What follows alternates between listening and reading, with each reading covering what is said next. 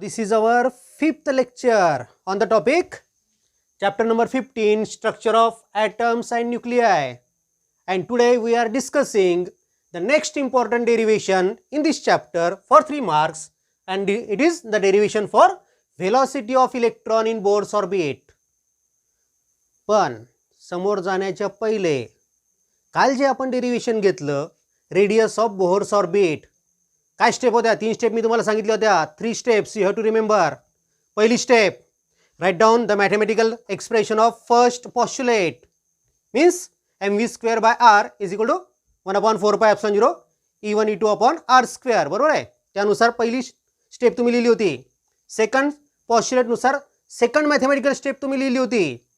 Second पॉस्ट्युलेटवरनं v² तयार केला होता आणि ती v² ची व्हॅल्यू आपण पहिल्या पॉस्ट्युलेटच्या मॅथमॅटिकल फॉर्ममध्ये ठेवली होती. आपल्याला रेडियस ऑफ बोहर्स ऑर्बिट मिळालं होतं. बरोबर आहे. 3 स्टेप आठवतात.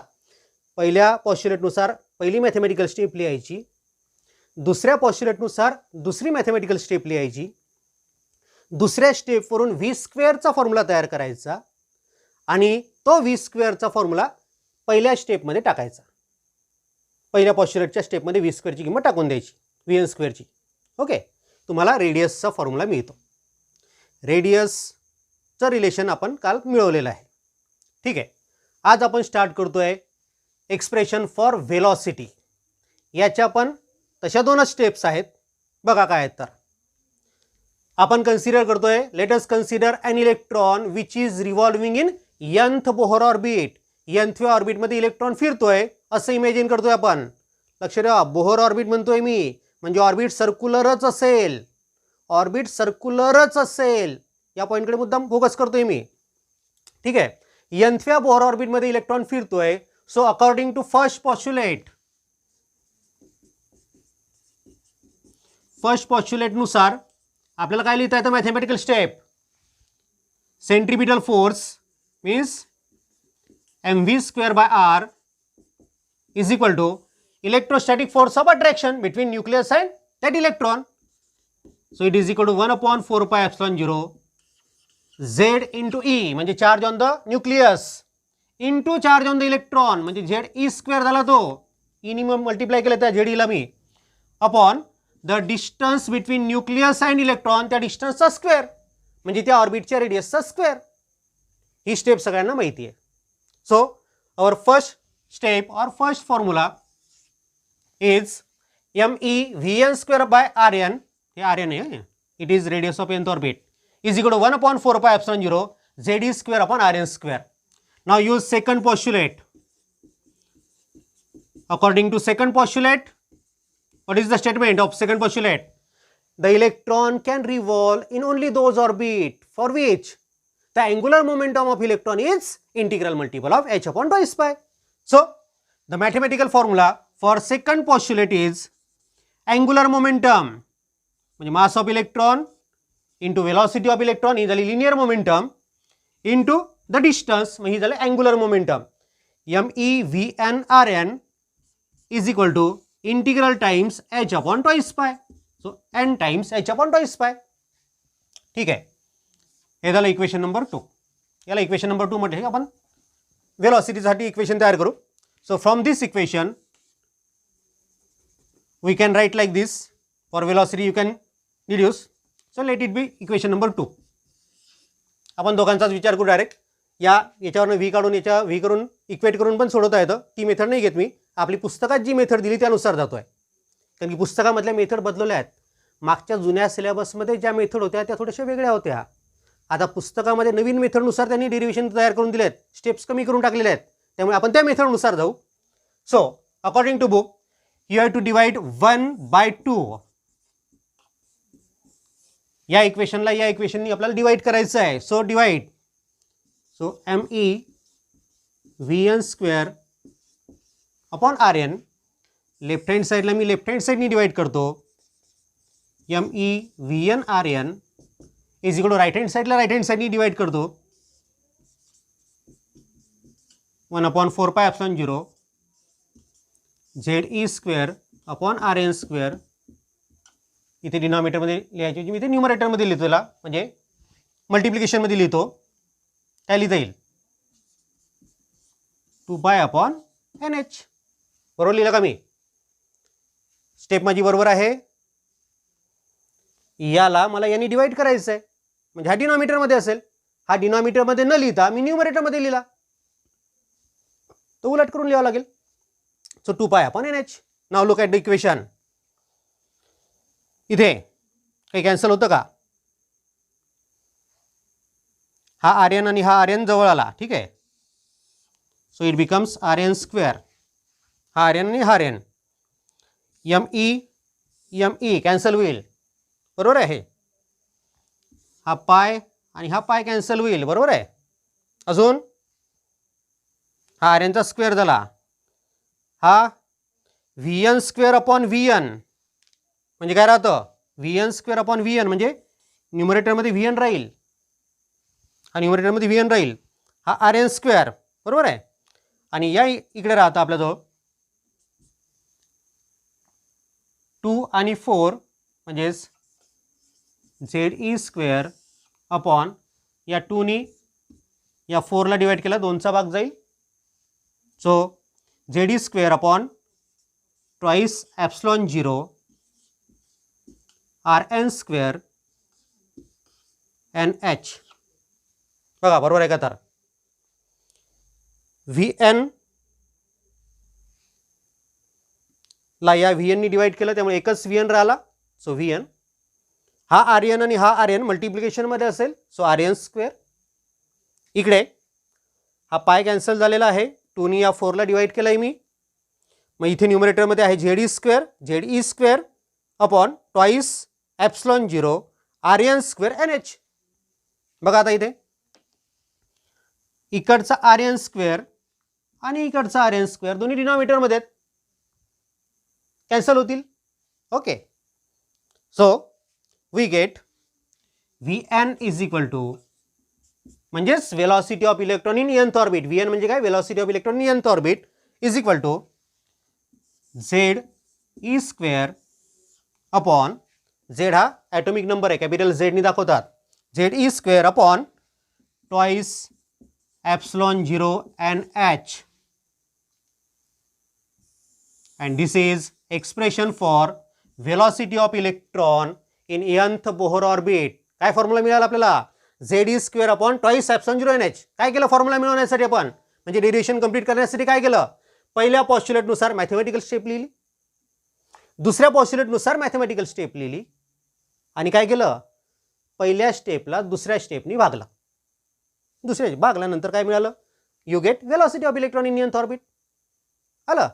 आहे सिंपल. स्टेप जर तुम्ही लक्षात ठेवल्या तर तुम्हाला डेरिव्हेशन पार्ट नाही करावं लागत, स्टेप्स लक्षात ठेवायच्या, ऑटोमॅटिक तुम्ही डेरिव्हेशन लिहू शकता शेवटपर्यंत. मग आता या ठिकाणी मला दिसतंय velocity of electron in nth Bohr orbit is Z into E square upon twice epsilon 0 NH. पण याच्यामध्ये Z म्हणजे ॲटॉमिक नंबर कॉन्स्टंट असतो त्या सबस्टन्सचा, एप्सिलॉन 0 म्हणजे परमिटिव्हिटी ऑफ फ्री स्पेस म्हणजे परमिटिव्हिटी ऑफ व्हॅक्यूम, ती पण कॉन्स्टंट आहे. त्यानंतर H म्हणजे प्लँक्स कॉन्स्टंट, हा पण कॉन्स्टंट आहे. त्यानंतर E म्हणजे चार्ज ऑन द इलेक्ट्रॉन, हा पण कॉन्स्टंट आहे.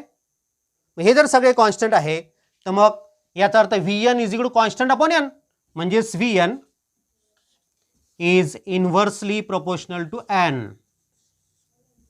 रिलेशन मिळतं आपल्याला velocity of electron in Bohr orbit and principal quantum number यांच्यामधलं, आणि ते रिलेशन काय मिळालं? The velocity of electron in nth orbit is inversely proportional to the principal quantum number. Okay, झालं डेरिव्हेशन. 3 मार्कासाठी फक्त एवढं लिहावं लागतं. पण हे लिहिण्यासाठी तुम्हाला ही स्टेप माहिती पाहिजे, ही स्टेप माहिती पाहिजे. हे जर माहिती असेल, पाठ असेल, तरच तुम्ही इथपर्यंत पोहोचू शकता. आणि इथे लिहितानाच जर काही गडबड केली तर शेवटपर्यंत तुम्हाला जाताच येत नाही किंवा तुमचा आन्सर चुकेल. म्हणून हे दोन्ही फॉर्म्युले तुमचे पाठच पाहिजेत. ठीक आहे. पहिल्या पॉस्ट्युलेटनुसार मॅथमॅटिकल स्टेप लिहिणे, दुसऱ्या पॉस्ट्युलेटनुसार मॅथमॅटिकल स्टेप लिहिणे, दोघांचा रेशो घेणे किंवा भागाकार करणे, मराठीत सांगायचं झालं तर दोघांचा रेशो घेतला तर तुम्हाला मिळते velocity of electron in nth Bohr orbit. आणि रिलेशन तुमच्याजवळ आहेच आता वेलॉसिटीचं. मग आता हीच वेलॉसिटी वेगवेगळ्या ऑर्बिटसाठी किती असते त्याचे फॉर्म्युले आपण तयार करू. जसं आपण रेडियस केलं होतं, पहिल्या ऑर्बिटची रेडियस एवढी असेल, दुसऱ्या ऑर्बिटची रेडियस एवढी असेल, तिसऱ्या ऑर्बिटची रेडियस असेल, त्या ॲटमसाठी आणि हायड्रोजनसाठी पण तयार केलं होतं. सेम त्याच प्रकारे आपण ही वेलॉसिटी तयार करणार आहे त्या वेगळ्या ॲटमसाठी आणि हायड्रोजनसाठी पण. Okay, now the expression for velocity is Vn, म्हणजे nth ऑर्बिटमध्ये इलेक्ट्रॉनची वेलॉसिटी किती असेल, तर फॉर्म्युला आपल्याजवळ आहे Z² upon twice epsilon 0 NH. So for first orbit, if the electron is revolving in first orbit, then formula for velocity becomes n च्या ऐवजी 1 ठेवा, so V1 is equal to Ze² upon या n ची value 1 मी place केली, so twice epsilon 0 H. ठीक आहे, पहिल्या ऑर्बिटची velocity एवढी असेल किंवा पहिल्या ऑर्बिटमधल्या इलेक्ट्रॉनची वेलॉसिटी एवढी असेल. So velocity in second orbit V2 will be n च्या ऐवजी 2 ठेवायचं आहे, so it becomes Ze² upon twice epsilon 0 H, twice epsilon 0 H, आणि n ची व्हॅल्यू मी 1/2 ठेवतो, सॉरी n ची व्हॅल्यू 2 ठेवतोय, म्हणजे इथे लिहिताना मात्र 1/2 लिहिलं कारण की डिनॉमिनेटरमध्ये 2 असेल, सो इट इज V1/2. बरोबर आहे. So velocity of electron in second Bohr orbit is V1/2, means velocity in first orbit divided by 2, means half the velocity in first orbit. दुसऱ्या ऑर्बिटमधली वेलॉसिटी इलेक्ट्रॉनची पहिल्या ऑर्बिटमधल्या वेलॉसिटीपेक्षा अर्धी असेल. Now velocity in third orbit, तिसऱ्या ऑर्बिटमध्ये काय असेल, तर formula will V3 is equal to पुन्हा Ze² upon twice epsilon 0 NH पाहिजे ना आपल्याला, सो ट्वाइस एप्सिलॉन 0 H लिहितो मी आणि n इथे लिहितो, n ची व्हॅल्यू 3 घ्यायची आपल्याला आता. ओके, ठीक आहे. This is V1, Ze² upon twice epsilon 0 H, Ze² upon twice epsilon 0 H म्हणजे V1, so it becomes V3 is equal to V1/3. बघा, V2 is V1/2, V3 is V1/3. In the same manner, you can write Vn is equal to V1/n. nthव्या ऑर्बिटमधली इलेक्ट्रॉनची velocity किती असेल, तर first ऑर्बिटमधली इलेक्ट्रॉनची velocity divided by n. आलं relation लक्षात? हेच आपण प्रूव्ह केलं आहे, Vn is inversely proportional to n. So for any substance atom, कोणत्याही सबस्टन्सचा जर ॲटम असेल तर त्यासाठी अशा प्रकारचं रिलेशन मिळतं. पण एक मुद्दा अजून क्लिअर करतो तुम्हाला, कोणत्याही सबस्टन्सचा जो ॲटम असतो, समजा ॲटॉमिक नंबर तुम्ही जास्त घेतला, 10, 12, 15, 20 असा ॲटॉमिक नंबरचा सबस्टन्स घेतला, तर ऑर्बिट दुसरं, तिसरं, चौथं असं तरी की वाढत जाईल. सेकंड ऑर्बिट सर्क्युलर नसतं, थर्ड ऑर्बिट पण सर्क्युलर नसतं. त्यामुळे सेकंड ऑर्बिटमध्ये जर इलेक्ट्रॉन फिरत असतील तर त्याला तुम्हाला हे बोहरचं पॉश्युलेट लावता येत नाही. तिसऱ्या ऑर्बिटमध्ये इलेक्ट्रॉन फिरत असेल तर त्याला पण तुम्हाला बोहरचा पॉश्युलेट लावता येत नाहीत. फक्त पहिल्या ऑर्बिटमध्ये फिरणाऱ्या इलेक्ट्रॉनलाच बोहर्स पॉश्युलेट लावता येतात. आणि म्हणून मग हा जो बोहरचा ॲटॉमिक मॉडेल आहे हा फक्त कोणत्या सबस्टन्सला लावता येईल तुम्हाला, ज्यांच्या पहिल्या ऑर्बिटमध्ये फक्त इलेक्ट्रॉन आहेत. पहिल्या ऑर्बिटमध्ये 1 इलेक्ट्रॉन किंवा पहिल्या ऑर्बिटमध्ये 2 इलेक्ट्रॉन. ओके, ठीक आहे. आपल्याला त्या सबस्टन्सच्या वेगवेगळ्या ऑर्बिटमध्ये वेलॉसिटी किती असतील त्याचे फॉर्म्युले मिळाले. मी आता हाच फॉर्म्युला तयार करतो हायड्रोजनसाठी. फॉर हायड्रोजन म्हटलं की झेडची व्हॅल्यू काय येईल 1. So velocity in first orbit सांगा काय फॉर्म्युला होईल हाच, किंवा याच्यावरनं सांगा. झेडची व्हॅल्यू घ्या 1, so it is E² upon twice epsilon 0 H. पहिलं ऑर्बिट म्हणून यांची व्हॅल्यू 1 आणि झेड म्हणजे हायड्रोजन असल्यामुळे झेडची व्हॅल्यू 1, ह्या दोन व्हॅल्यू 1 झाल्या. So velocity of electron in first Bohr orbit of hydrogen is E² upon twice epsilon 0 h. Similarly, velocity in second orbit will be, सांगा याच्यावरनं, z ची व्हॅल्यू टाका 1 आणि n ची व्हॅल्यू टाका 2. It becomes E² upon twice epsilon 0 h into 1/2. बरोबर आहे. म्हणजेच V2 होईल V1/2. E² upon twice epsilon 0 h म्हणजेच V1 into 1/2 म्हणजेच V1/2. सो सेकंड ऑर्बिटमध्ये त्या हायड्रोजनच्या वेलॉसिटी होईल एवढी E² अपॉन 4 epsilon 0 h असं म्हणा किंवा V1/2 म्हणा. मग तिसऱ्या ऑर्बिटमध्ये काय होईल?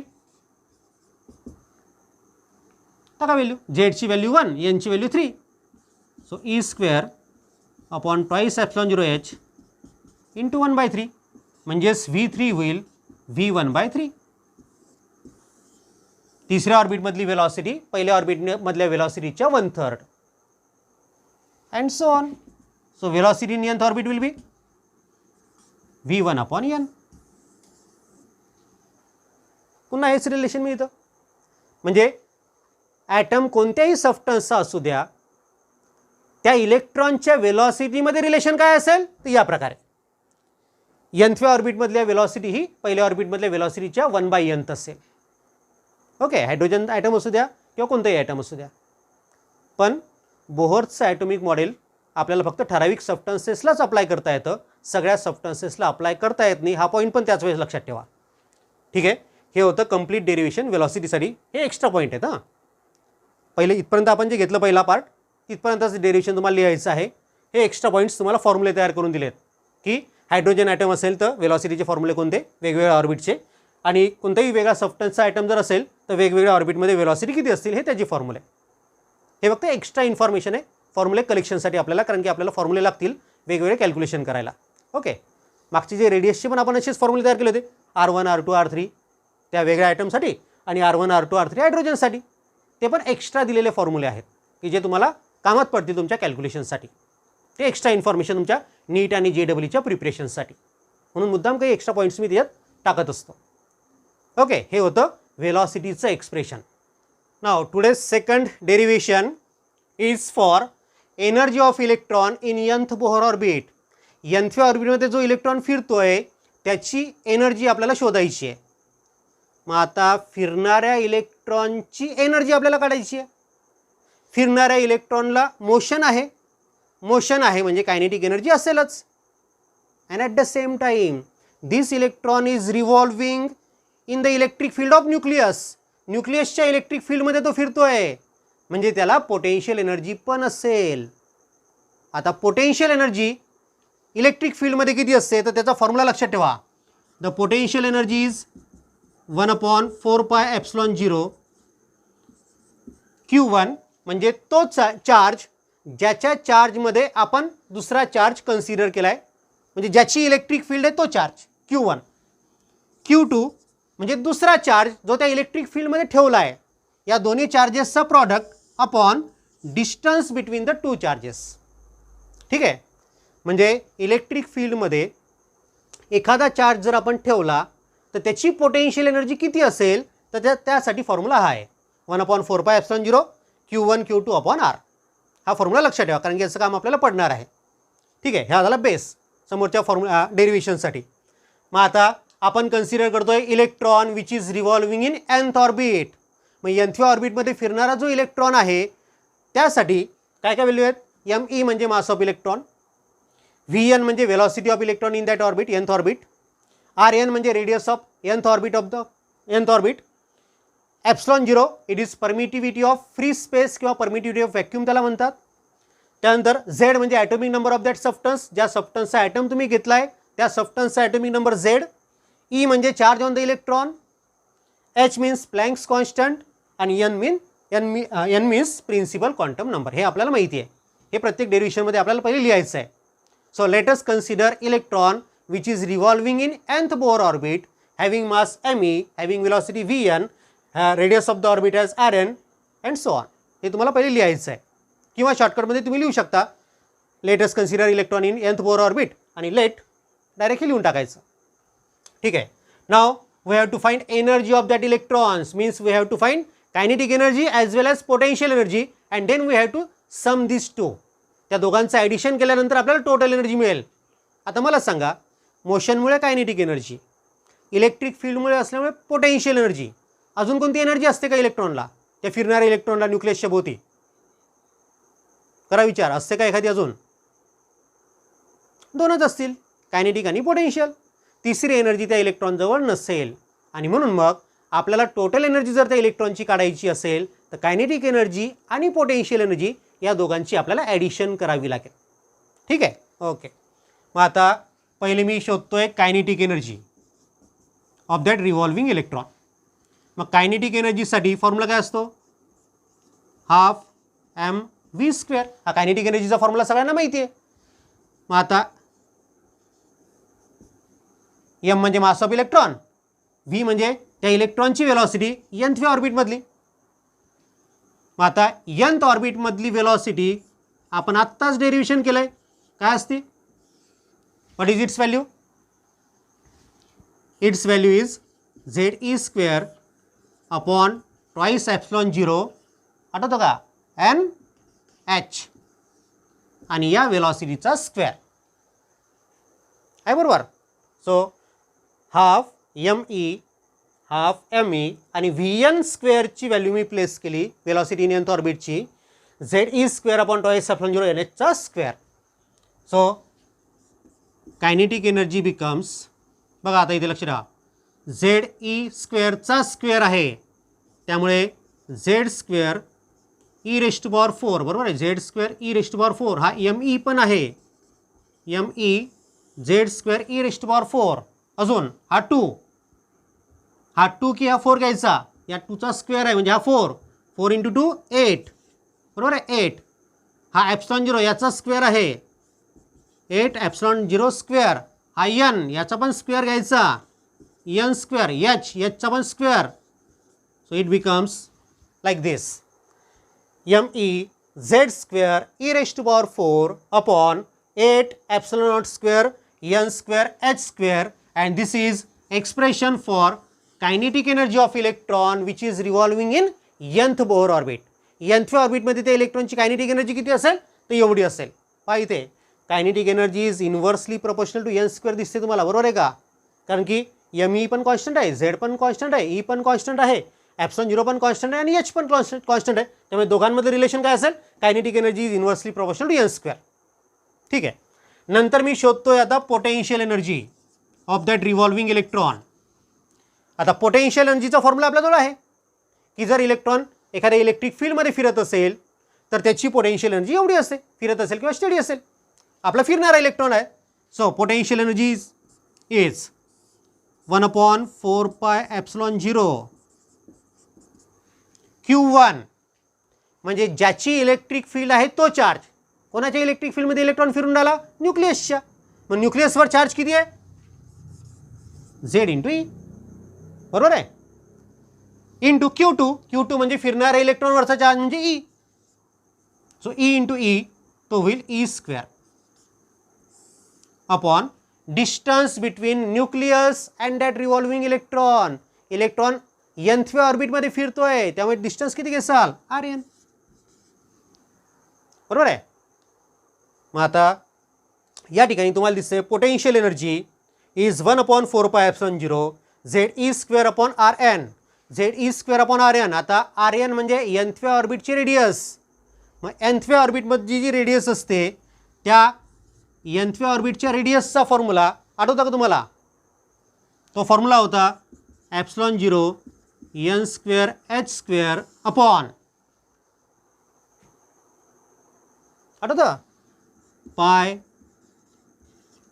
ME अजून ZE square, radius of nth orbit of Bohr, बोहरच्या nth ऑर्बिटचं रेडियस. ठीक आहे.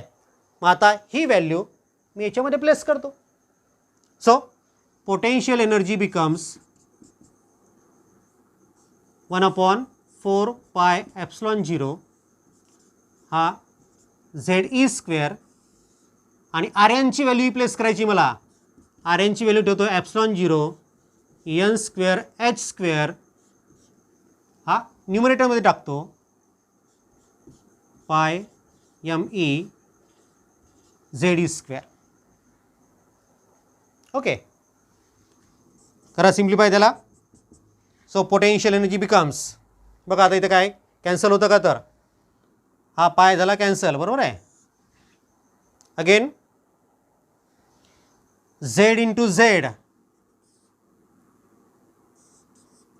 Z स्क्वेअर, बरोबर आहे. E square into E square, E raised to power 4, हा ME आहे. So me upon 4 epsilon 0 into epsilon 0 square n square h square.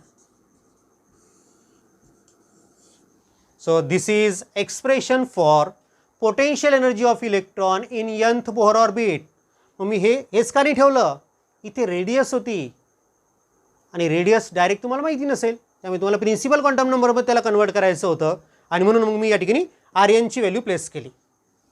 R एनची value आपण त्या ठिकाणी प्लेस केली या इक्वेशनमध्ये.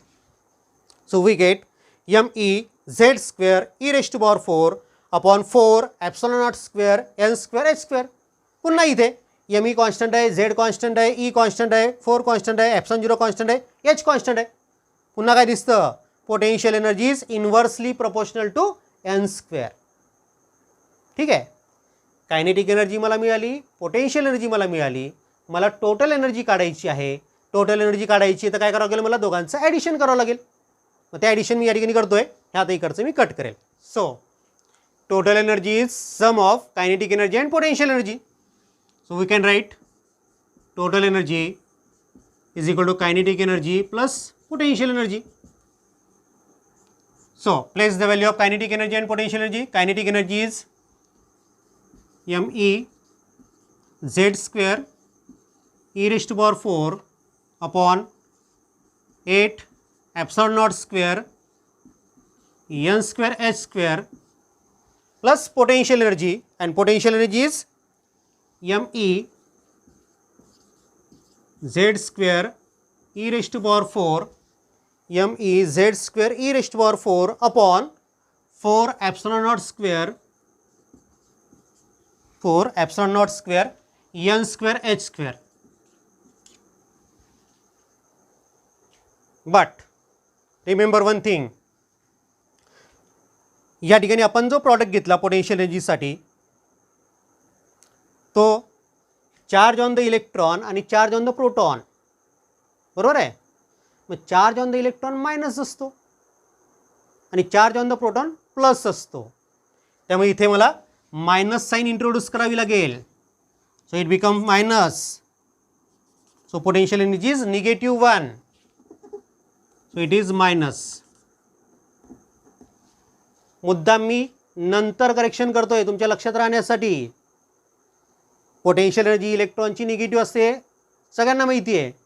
मुद्दाम मी त्याला पॉझिटिव्ह ठेवलं होतं कारण की तुमच्या नंतर लक्षात आलं पाहिजे की पोटेन्शियल एनर्जी आपल्याला निगेटिव्ह घ्यायची आहे. नाही तर मग आपण इथे ॲडिशन करून टाकतो. ॲडिशन केलं की आपला आन्सर चुकतं. ती चूक तुमची होऊ नये म्हणून मुद्दाम मी चूक केली तुम्हाला समजण्यासाठी. ठीक आहे, ओके, लक्ष ठेवा. Potential energy is minus me z e raised to power 4, sorry, it is minus me z square e raised to power 4 upon 4 epsilon naught square n square h square. ती पोटेन्शियल एनर्जी मी इथे place केली. So it becomes, बघा आता इथे जवळपास सर्व common आहे, फक्त इथे 1/8 आणि इथे 1/4 मला दिसतोय. तो 1/8 आणि 1/4 मी बाजूला काढतो, बाकी सगळे कॉमन काढून घेतो. me z square e raised to power 4 upon epsilon naught square n square h square. बरोबर लिहिलं पहा. इथनं मी me z square e raised to power 4 epsilon naught square n square h square हे कॉमन काढलं म्हणजे इथे काय शिल्लक असेल 1/8 आणि इथनं पण me z square e raised to power 4 epsilon naught square n square h square हे कॉमन काढलं त्यामुळे इथे काय शिल्लक असेल -1/4. ओके, सो 1/8 minus 1/4 किती होतात? 1/8 minus 1/4, 1/8 minus 1/4 सांगा. 4 minus 8 upon 32, बरोबर ना. यानी याला मल्टिप्लाय करायचं, यानी याला मल्टिप्लाय करायचं, डिनॉमिनेटरमध्ये दोघांचा product.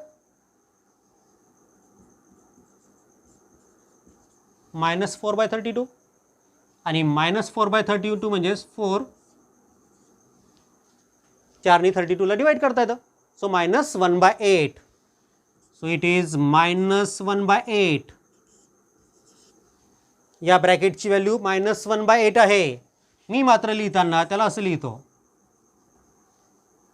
me z square e raised to power 4 upon 8 epsilon naught square n square h square, and this is expression for total energy of electron in nth Bohr orbit. हे मिळालं आपल्याला expression. झालं 3 मार्कासाठी. पहा आपल्याला energy of electron in nth Bohr orbit काढायची आहे. ती काढण्यासाठी पहिले मी त्याची कायनेटिक एनर्जी काढली. कायनेटिक एनर्जी काढण्यासाठी फॉर्म्युला काय, हाफ me(V_n²). तिथे Vn ची किंमत टाकली म्हणजे velocity of electron in Bohr ऑर्बिटची किंमत टाकली. ती किंमत तुम्हाला जर माहिती असेल तर टाकता येईल. त्यामुळे हा वेलोसिटीचा फॉर्म्युला पण तुमचा पाठ पाहिजे. नंतर रेडियसचा फॉर्म्युला पण तुमचा पाठ पाहिजे. दोन्ही ड्युरेशन जे मी पहिले घेतलेत ते तुम्हाला इथे कामात पडलेत. त्या दोघांचा वापर इथे आहे. त्यामुळे दोन्ही फॉर्म्युले तुम्हाला पाठ करायचे आहेत. आणि एनर्जीचा जो फॉर्म्युला मिळतो तो पण पाठ करायचा आहे. कायनेटिक एनर्जीचा, पोटेन्शियल एनर्जीचा, टोटल एनर्जीचा जवळपास सारखाच असतो. फक्त 1/4 1/8चा तिथे फरक आहे. Okay. So half me into Vn². Vn²ची किंमत म्हणजे Vn ची किंमत टाकली ZE² upon twice epsilon 0 NH चा स्क्वेअर. सिम्प्लिफाय केलं, कायनेटिक एनर्जी मिळाली आपल्याला me(z²) e raised to power 4 upon 8 epsilon naught square n² h². याला इक्वेशन नंबर 1 म्हटलं मी. आपल्याला पोटेन्शियल एनर्जी पण काढायची होती. मग पोटेन्शियल एनर्जी काढण्यासाठी आपल्याजवळ फॉर्म्युला होता. काय फॉर्म्युला होता, 1/4πε0 Q1 Q2 upon R. 1/4πε0 Q1 म्हणजे न्यूक्लियसवरचा चार्ज तो प्लस असतो, प्लस JD इंटू इलेक्ट्रॉनवरचा चार्ज तो मायनस असतो, सो मायनस. म्हणून मग पोटेन्शियल एनर्जी निगेटिव्ह असेल. याकडे व्यवस्थित लक्ष द्या. पहिले सांगताना मी तुम्हाला हे मुद्दाम सांगितलं नाही निगेटिव्ह, कारण की मला तुम्हाला सांगायचं होतं इथे तुम्ही चूक करता आणि ती चूक मग तुमचे 2 मार्क घेऊन जाते. ते 2 मार्क तुमचे वाचावेत म्हणून पहिले मी चूक केली की मी केलेली चूक म्हणजे समोरच्याला ठोकर लागली की मागचा शहाणा होतो. तशाच प्रकारे तुम्हाला शहाणा करण्यासाठी मुद्दा मी पहिले चूक केली होती. Okay. So it is -1/4πε0 ZE² upon Rn. Rn म्हणजे nthव्या ऑर्बिटची रेडियस. तिची फॉर्म्युला आपल्याला माहिती आहे, ε0 n² h² upon pi me(z)e². ती व्हॅल्यू त्याच्यात प्लेस केली मी. मग -1/4πε0 ZE² आणि Rn ची किंमत ε0 n² h² upon pi me(z)e². हा पाय कॅन्सल होतो आणि आपल्याला मिळतं potential energy is equal to -me(z²) e raised to power 4 upon 4 ε0² n² h². दोन्ही ठिकाणी मी तुम्हाला सांगितलं की kinetic energy inversely proportional to n² म्हणजे inversely proportional to square of principal quantum number. Also potential energy is also inversely proportional to square of principal quantum number. ठीक आहे, दोन्ही inversely आहेतच. मग दोघांचं ॲडिशन ज्यावेळेस आपण करू म्हणजे कायनेटिक एनर्जी आणि पोटेन्शियल एनर्जीचं, दोनच एनर्जी असतात इलेक्ट्रॉनला, त्या दोन्ही एनर्जीचं जर आपण ॲडिशन केलं तर आपल्याला टोटल एनर्जी मिळेल इलेक्ट्रॉनची. So we have added this two. So total energy of electron is sum of kinetic energy and potential energy of the electron. मग कायनेटिक एनर्जीची व्हॅल्यू टाकली me(z²) e raised to power 4 upon 8 ε0² n² h². Potential एनर्जीची value टाकली, plus आहे पण इथे minus दिसते तुम्हाला कारण की पोटेन्शियल एनर्जी निगेटिव्ह आहे. So minus me(z²) e raised to power 4 upon 4 ε0² n² h². दोघांचं ॲडिशन म्हटल्यापेक्षा सबट्रॅक्शन केलं म्हणून आपण.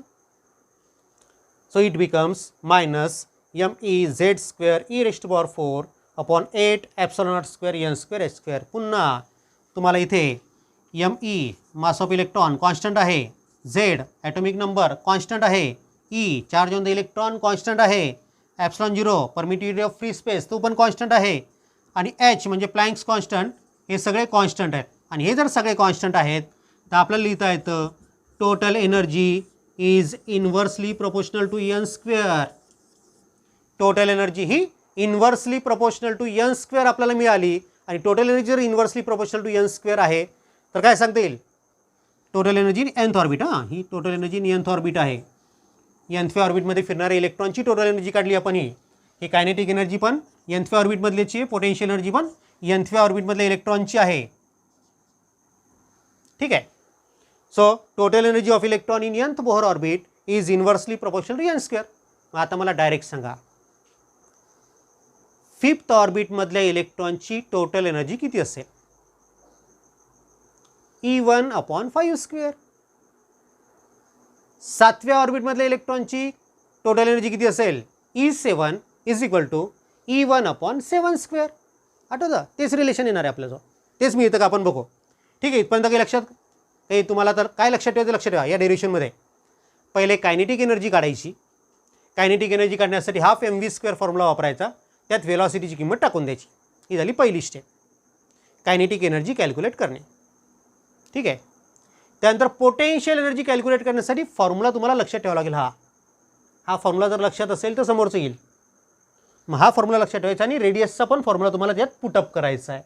मग पोटेन्शियल एनर्जीच्या फॉर्म्युल्यामध्ये रेडियसचा फॉर्म्युला टाकणे आणि पोटेन्शियल एनर्जी तयार करणे. पहिली स्टेप कायनेटिक एनर्जी तयार करणे, दुसरी स्टेप पोटेन्शियल एनर्जी तयार करणे, तिसरी स्टेप टोटल एनर्जी तयार करणे. दोघांची बेरीज करायची. बेरीज म्हटल्यापेक्षा सबट्रॅक्शन करायचं दोघांचं. 1 + 1 - आहे, त्यामुळे सबट्रॅक्शन होईल दोघांचं आणि तुम्हाला मिळेल टोटल एनर्जी. आणि टोटल एनर्जीवरनं आपल्याला काय रिलेशन मिळतं? Total energy is inversely proportional to square of principal quantum number. ठीक आहे. मग आता हेच रिलेशन मी वापरतोय. पहिल्या ऑर्बिटमधल्या इलेक्ट्रॉनची एनर्जी किती असेल, दुसऱ्याची किती असेल, तिसऱ्याची किती असेल, nthची किती असेल, ते कॅल्क्युलेशन आपण करू. वेगवेगळ्या ॲटमसाठी पण करू आणि हायड्रोजनसाठी पण करू. दोन्ही रिलेशन सारखेच येतील, ते पण पाहू आपण सारखेच येतात का तर. ठीक आहे. The energy of electron in first Bohr orbit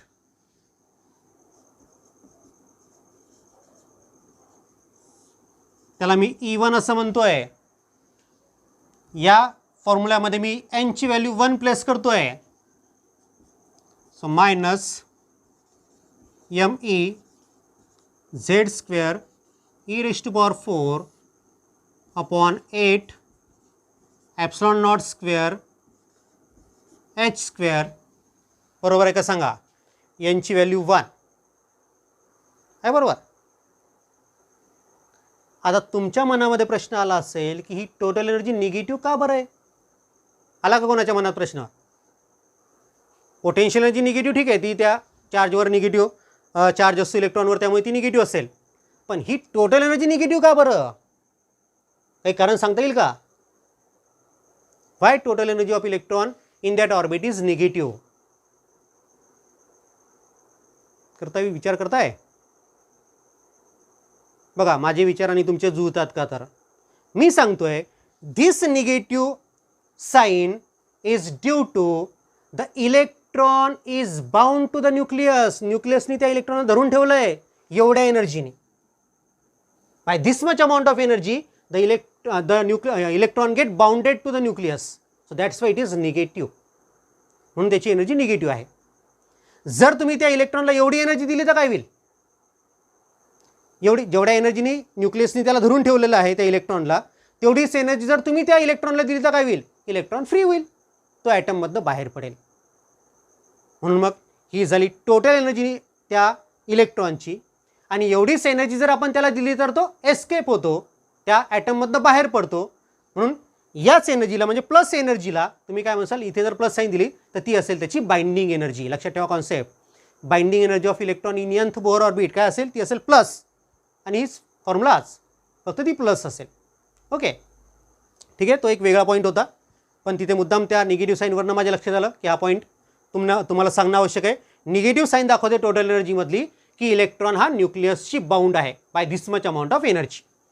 ठीक आहे. पहिल्या ऑर्बिटची एनर्जी एवढी असेल, पहिल्या ऑर्बिटमध्ये फिरणाऱ्या इलेक्ट्रॉनची. सेकंड ऑर्बिटमध्ये जो इलेक्ट्रॉन फिरतोय त्या सेकंड ऑर्बिटमधल्या इलेक्ट्रॉनची एनर्जी त्याला मी E2 असं म्हणतो. It becomes, it is minus me z² e² upon 8 epsilon naught square h² into 1/4.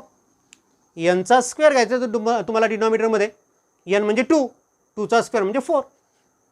So it is E2 is equal to ही आहे E1, E1/4. E2 is equal to E1/4 की minus E1/4 लिहायचं?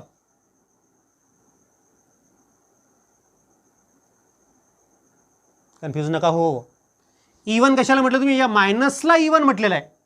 Minus me z² e⁴ upon 8 epsilon naught square h² ला तुम्ही E1 म्हटलेलं आहे, म्हणजे याला तुम्ही E1 म्हटलेलं आहे. सो E1/4 मायनस E1/4 नाही. सो सिमिलरली फॉर थर्ड ऑर्बिटसाठी पुन्हा याच प्रकारे काय होईल, डायरेक्ट लिहू का, इथे काय होईल nचा स्क्वेअर 3चा स्क्वेअर म्हणजे 9. So E1/9. So on. Energy in nth orbit E1/n². आलं लक्षात. सेम त्याच प्रकारे जसं आपण रेडियससाठी केलं, वेलॉसिटीसाठी केलं, तसंच आपण एनर्जीसाठी करतोय की वेगवेगळ्या ऑर्बिटमध्ये किती एनर्जी असेल इलेक्ट्रॉनची, तर पहिल्या ऑर्बिटमध्ये एवढी असेल. दुसऱ्या ऑर्बिटमधली एनर्जी किती असेल, पहिल्या ऑर्बिटमधल्या एनर्जीच्या 1/4 असेल. तिसऱ्या ऑर्बिटमधली एनर्जी किती असेल, तर E1/9 असेल, 1/9 असेल of energy of first orbit and so on. मग आता हे होतं एनी सबस्टन्ससाठी, कारण की आपण झेड घेतला इथे. कोणत्याही सबस्टन्सच्या आयटमसाठी हा फॉर्म्युला अप्लिकेबल होता. पण हाच फॉर्म्युला जर आपण हायड्रोजनसाठी तयार केला, तो सबस्टन्स जर हायड्रोजन असेल तर झेडची व्हॅल्यू 1 घ्यावी लागते. So energy of electron in first Bohr orbit of hydrogen minus me, झेडची व्हॅल्यू टाका 1, e⁴ अपॉन 8 ε0² h². ही झाली पहिल्या ऑर्बिटमधली एनर्जी किंवा पहिल्या ऑर्बिटमध्ये असणाऱ्या इलेक्ट्रॉनची एनर्जी. दुसऱ्या ऑर्बिटमधल्या इलेक्ट्रॉनची एनर्जी सांगा. इथे काय होईल, यांची व्हॅल्यू 2 टाका म्हणजे 4, यांचा स्क्वेअर म्हणजे 4 होईल, आणि या झेडची व्हॅल्यू 1 टाका. So it is minus me e⁴ upon 8 ε0² h² into 1/4 म्हणजेच E2 is equal to E1/4. तिसऱ्या ऑर्बिटसाठी E3 is equal to E1/9. nthव्या ऑर्बिटसाठी En is equal to E1/n². Same relation कोणत्याही सबस्टन्सच्या ॲटममधले एनर्जीचं जे रिलेशन असतं वेगवेगळ्या ऑर्बिटमधल्या इलेक्ट्रॉनचं, तेच रिलेशन हायड्रोजनसाठी अप्लिकेबल आहे. ओके, पुन्हा एकदा सांगतो की बोहर्सचं मॉडेल हे फक्त सर्क्युलर ऑर्बिटसाठीच अप्लिकेबल आहे आणि पहिलंच ऑर्बिट सर्क्युलर ऑर्बिट असतं, आणि म्हणून हे मॉडेल फक्त अशाच ॲटमला आपल्याला लावता येतं की ज्याच्या पहिल्याच ऑर्बिटमध्ये इलेक्ट्रॉन फिरतात. पॉईंट व्यवस्थित लक्षात ठेवा. ठीक आहे. मग आता एनर्जीचं एक्सप्रेशन आपण केलं. एनर्जीचं एक्सप्रेशन करण्यासाठी आपल्याजवळ काय होतं, कायनेटिक एनर्जी तयार केली आपण, पहिली स्टेप. पोटेन्शियल एनर्जी तयार केली, दुसरी स्टेप. दोघांची बेरीज केली, ही झाली तिसरी स्टेप. आपल्याला टोटल एनर्जी मिळाली. टोटल एनर्जी किती आहे, तर -me z² e⁴ upon 8 ε0² n² h². ही टोटल एनर्जी निगेटिव्ह का बरं आहे, कारण की न्यूक्लियसने त्या इलेक्ट्रॉनला धरून ठेवलेला आहे by this much amount of energy, so that's why it is negative. तो electron as the electron is bound to the nucleus, so the energy is negative. पुन्हा ही एनर्जी, टोटल एनर्जी आणि n यांच्यामध्ये काय रिलेशन आहे, तर total energy of electron in nth orbit is inversely proportional to square of the principal quantum number or square of n², असं म्हटलं तरी चालेल. ठीक आहे, हे झालं रिलेशन. त्यानंतर पहिल्या ऑर्बिटमध्ये एनर्जी किती असेल, दुसऱ्या ऑर्बिटमध्ये एनर्जी किती असेल, तिसऱ्यामध्ये किती असेल, तयार करता येतं, त्यांचं रिलेशन काढता येतं. हायड्रोजनसाठी पण तुम्हाला तयार करता येतं. Same procedure same. ठीक आहे. मग आता आपले डेरिवेशन झालं पहिलं रेडियसचं, रेडियस ऑफ बोहर्स ऑर्बिट. ठीक आहे. त्यानंतर व्हेलॉसिटीचं, त्यानंतर एनर्जीचं. तिन्ही डेरिवेशन 3 मार्काचे महत्त्वाचे आहेत आणि ते आपण आता कव्हर केलेत. याच्यानंतरचं डेरिवेशन आहे इमिशन ऑफ स्पेक्ट्रल लाईन.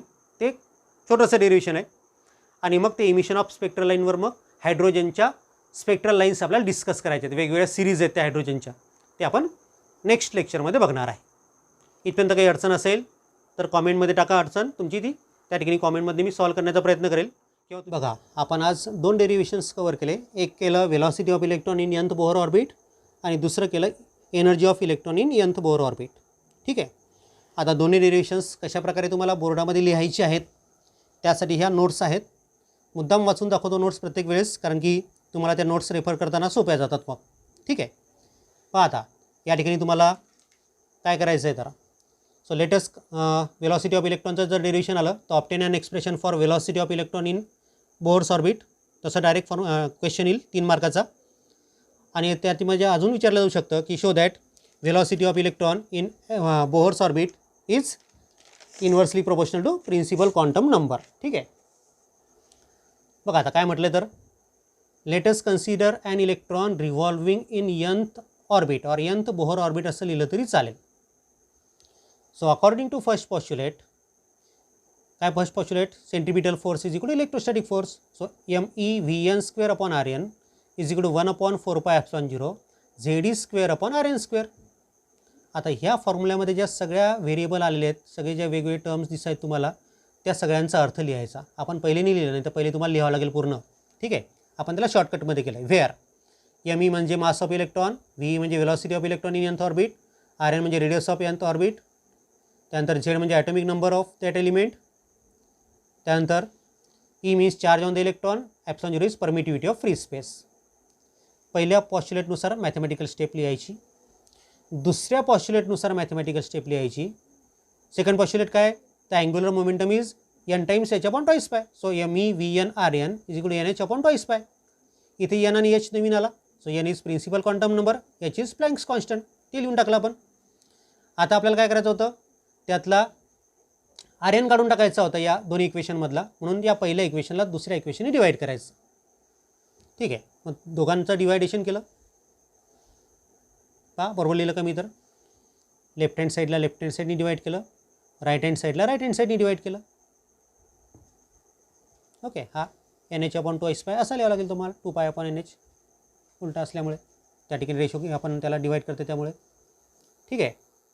दोघांचा रेशो घेतल्यानंतर Vn upon Rn² left hand साईडला राहतो. So it is equal to Ze² upon twice ε0 Rn² NH. हा Rn² आणि हा Rn² कॅन्सल झाला, म्हणजे आपल्याजवळ राहिलं Vn is equal to Ze² upon twice ε0 NH, twice ε0 NH. हा झाला velocity of electron in nth Bohr ऑर्बिटचा formula. This is expression for velocity of electron in nth Bohr orbit of any atom. हां, हायड्रोजनसाठी नाही, हा any ॲटमसाठी आहे. As ZE ε0 H are constant, हे बाकी सगळे कॉन्स्टंट असल्यामुळे Vn आणि n मधलं काय रिलेशन सांगता येतं आपल्याला, Vn is inversely proportional to n. This shows that velocity of electron is inversely proportional to principal quantum number. असे 3 मार्काचं डेरिव्हेशन इतकं लिहायचं आहे तुम्हाला. आता याच फॉर्म्युल्यावरनं आपण वेगवेगळ्या ऑर्बिटमधल्या इलेक्ट्रॉनची वेलॉसिटी काढलेली आहे. ती कशी काढायची, तर त्याच फॉर्म्युल्यामध्ये यांची व्हॅल्यू 1 टाकायची, 2 टाकायची, या प्रकारे करत जायचं. So velocity of electron in any orbit of any atom, कारण की Z याच्यामध्ये. सो V1 is Zd² upon twice ε0 H. Velocity of electron in second orbit V2, तर हा n इथे बाहेर काढून घेतला मी, त्याला इकडे लिहिलं 1/2 times Zd² upon twice ε0 H म्हणजेच V1/2.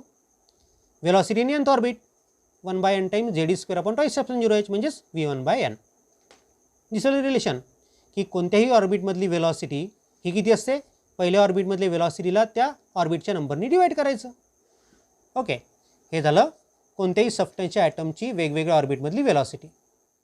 जर तेच फॉर्म्युला आपण हायड्रोजनसाठी लिहिले तर V1चा फॉर्म्युला होतो E² अपॉन twice ε0 H, पहिल्या ऑर्बिटची वेलॉसिटी. सेकंड ऑर्बिटमधली हायड्रोजनची इलेक्ट्रॉनची वेलॉसिटी किती असेल, तर 1/2 times E² upon twice ε0 H म्हणजेच V1/2.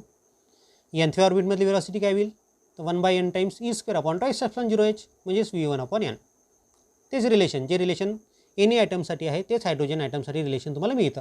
Vn is equal to V1 upon n.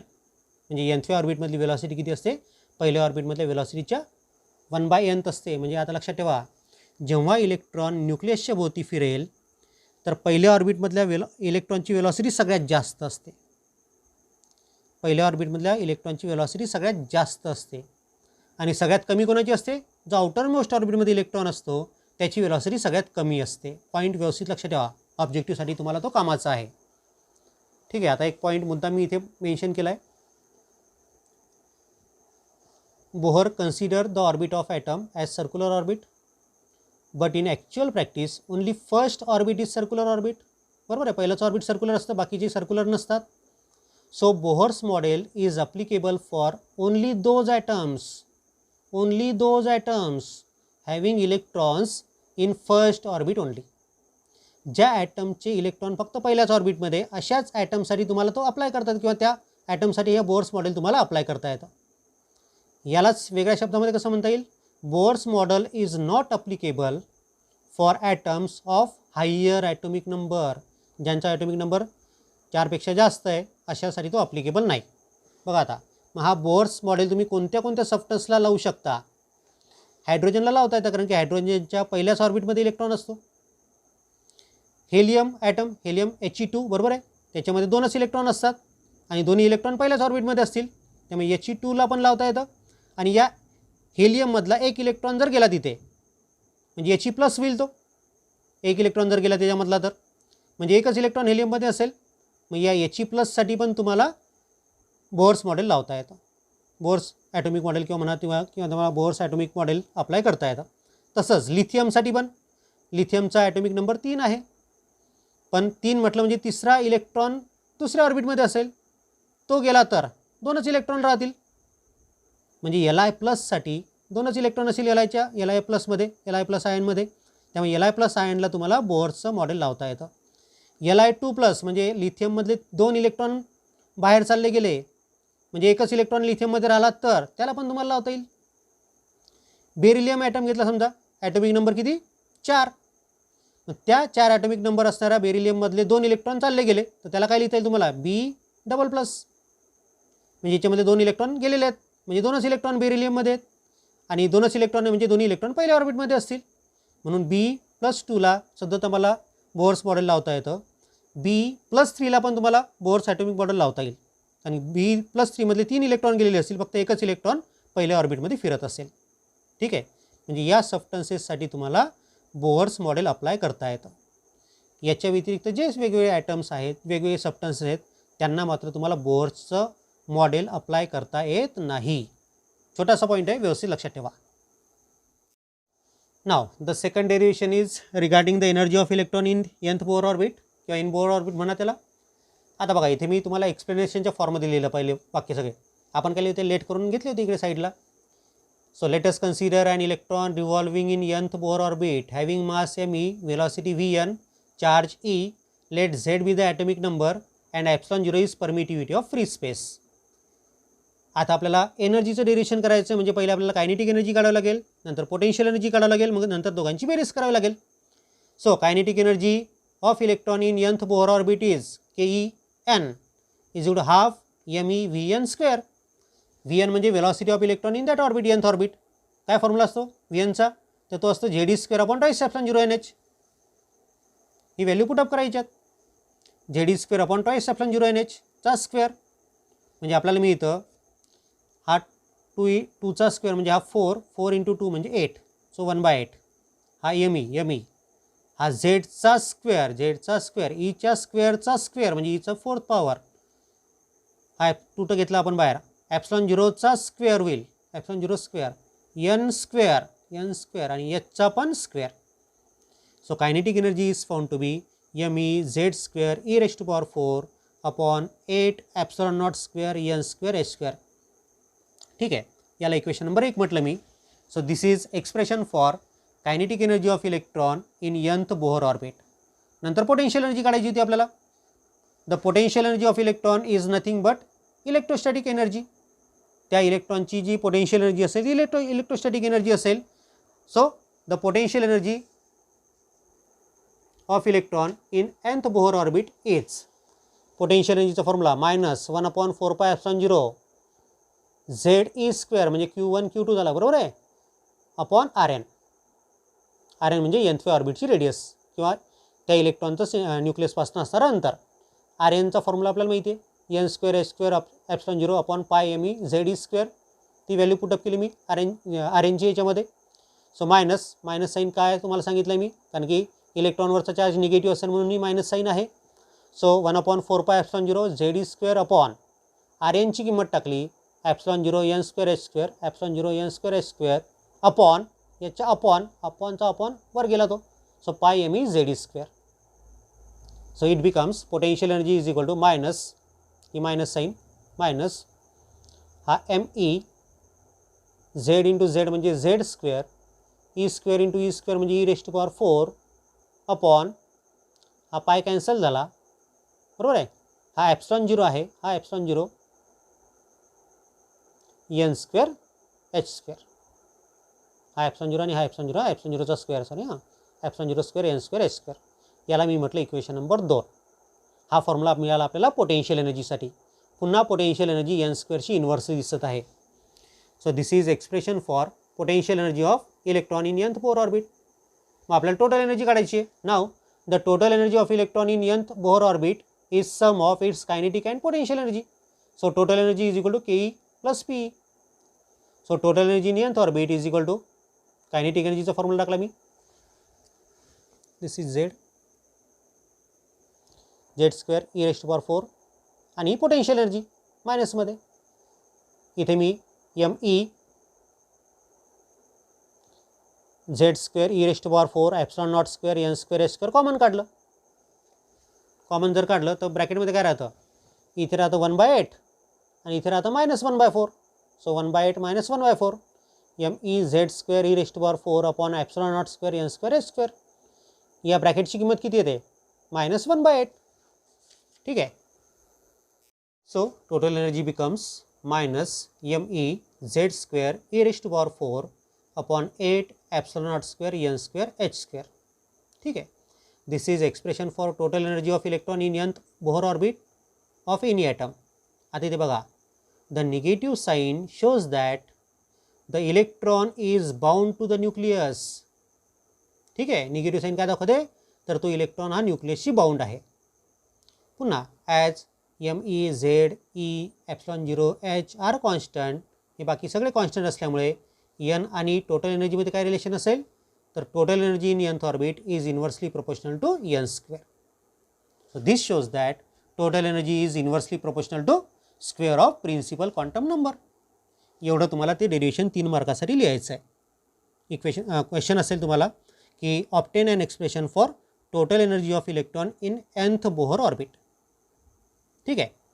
इथपर्यंत तुम्हाला लिहायचं आहे, किंवा तुम्हाला ते अजून वाढून विचारलं जाऊ शकतं. Also show that total energy of electron in nth Bohr orbit is inversely proportional to square of principal quantum number. समोरचा पॉईंट हा पॉईंट त्याच्यात वाढवायचा. ओके. मग आता हाच टोटल एनर्जीचा जो फॉर्म्युला आपल्याजवळ आहे, त्याच फॉर्म्युल्यावरनं मी पहिल्या ऑर्बिटची रेडियस, दुसऱ्या ऑर्बिटची रेडियस, तिसऱ्या ऑर्बिटची रेडियस अँड nthव्या ऑर्बिटची रेडियस काढतो आणि तोच फॉर्म्युला मी हायड्रोजनसाठी मॉडिफाय करतो.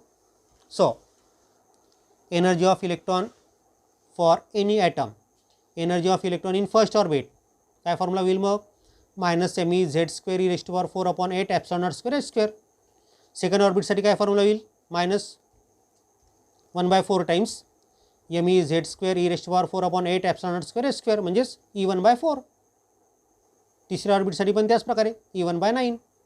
मग nthव्या ऑर्बिटसाठी काय होईल, En is equal to E1 upon n square. ठीक आहे. हे फॉर्म्युले तुमच्या माहितीसाठी असू द्या. सेम याच प्रकारे हायड्रोजनसाठी मग आपल्याला काय करता येईल, energy of electron for hydrogen atom. आता हायड्रोजन ॲटमसाठी मी कायनेटिक एनर्जी, पोटेन्शियल एनर्जी आणि टोटल एनर्जी तिन्ही फॉर्म्युले रिप्रेझेंट केलेत. पहा, कायनेटिक एनर्जीचा फॉर्म्युला होईल पहिल्या ऑर्बिटसाठी ME e⁴ upon 8 epsilon naught square h square. Potential एनर्जीचा फॉर्म्युला होईल -ME e⁴ upon 4 epsilon naught square h square. आणि टोटल एनर्जीचा फॉर्म्युला म्हणजे दोघांची बेरीज, तो होतो -ME e⁴ upon 8 epsilon naught square h square. Same याच प्रकारे दुसऱ्या ऑर्बिटसाठी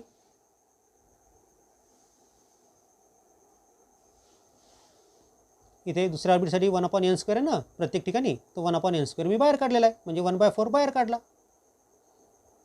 बाकी तेच फॉर्म्युले आहेत. सो दुसऱ्या ऑर्बिटमधली कायनेटिक एनर्जी किती असेल, पहिल्या ऑर्बिटमधली कायनेटिक एनर्जी अपॉन 4. दुसऱ्या ऑर्बिटमधली पोटेन्शियल एनर्जी किती असेल, तर पहिल्या ऑर्बिटमधली पोटेन्शियल एनर्जी अपॉन 4. दुसऱ्या ऑर्बिटमधली टोटल एनर्जी किती असेल, तर पहिल्या ऑर्बिटमधली total energy upon 4. In the same way for nth orbit you can write kinetic energy in nth orbit is 1/n square times kinetic energy in first orbit. Potential energy in first upon n square. Total energy is total energy in first upon n square. तेच formula लिहायचे. हे फॉर्म्युले तुमच्या कॅल्क्युलेशनसाठी कामाचे आहेत. ठीक आहे, म्हणून मी मुद्दाम ते दिलेत. ठीक आहे, आता व्यवस्थित लक्ष ठेवा. 2 डेरिव्हेशन घेतली मी आजच्या लेक्चरमध्ये. दोन्ही डेरिव्हेशन 3-3 मार्काची महत्त्वाचे आहेत. रेडियसचं डेरिव्हेशन आपण काल केलं होतं. रेडियसचं डेरिव्हेशन करतानाची स्टेप काय होत्या? पहिल्या पॉस्ट्युलेट लिहायचं, त्याची मॅथमॅटिकल स्टेप लिहायची. दुसऱ्या पॉस्ट्युलेटची मॅथमॅटिकल स्टेप लिहायची. दुसऱ्या पॉस्ट्युलेटच्या मॅथमॅटिकल स्टेपवरून व्ही स्क्वेअरची किंमत काढायची आणि ती व्ही स्क्वेअरची किंमत पहिल्या पॉस्ट्युलेटमध्ये टाकायची. रेडियसचं डेरिव्हेशन तुम्हाला मिळतं. त्यानंतर दुसरं डेरिव्हेशन होतं वेलॉसिटीचं. वेलॉसिटी डेरिव्हेशन कसं केलं? पहिल्याची मॅथमॅटिकल स्टेप लिहिली, दुसऱ्याची मॅथमॅटिकल स्टेप लिहिली, दोघांचा भागाकार केला, आपल्याला वेलॉसिटीचं एक्सप्रेशन मिळालं. हे झालं दुसरं डेरिव्हेशन 3 मार्काचं. तिसरं डेरिव्हेशन एनर्जीचं काय केलं आपण? कायनेटिक एनर्जी काढली हाफ mv² करून, त्यात व्हीची किंमत टाकली, वेलॉसिटीची किंमत टाकली. त्यानंतर पोटेन्शियल एनर्जी घेतली इलेक्ट्रॉनची. ती पोटेन्शियल एनर्जीच्या फॉर्म्युल्यामध्ये पोटेन्शियल एनर्जीचा फॉर्म्युला होता 1/4πε0 Q1 Q2/r. तर तिथे आरची किंमत टाकली, रेडियसची किंमत टाकली त्या फॉर्म्युल्यामध्ये आणि पोटेन्शियल एनर्जी आपल्याला मिळाली. मग दोघांची बेरीज केली. दोघांची बेरीज केली म्हटल्यापेक्षा दोघांची वजाबाकी केली, कारण की पोटेन्शियल एनर्जी निगेटिव्ह होती आणि आपल्याला टोटल एनर्जी मिळाली. अशी तीनही डेरिव्हेशन शॉर्टकटमध्ये लक्षात ठेवायचे. बघा मी किती शॉर्टकटमध्ये सांगितले तुम्हाला, तेच तुम्ही लक्षात ठेवायचे. 1-2दा हे डेरिव्हेशन लिहून पहा, मात्र लिहिल्यानंतरच तुम्हाला ते शॉर्टकटमध्ये लक्षात राहतात. विदाउट रायटिंग प्रॅक्टिस ते शक्य नाही. Okay, thank you.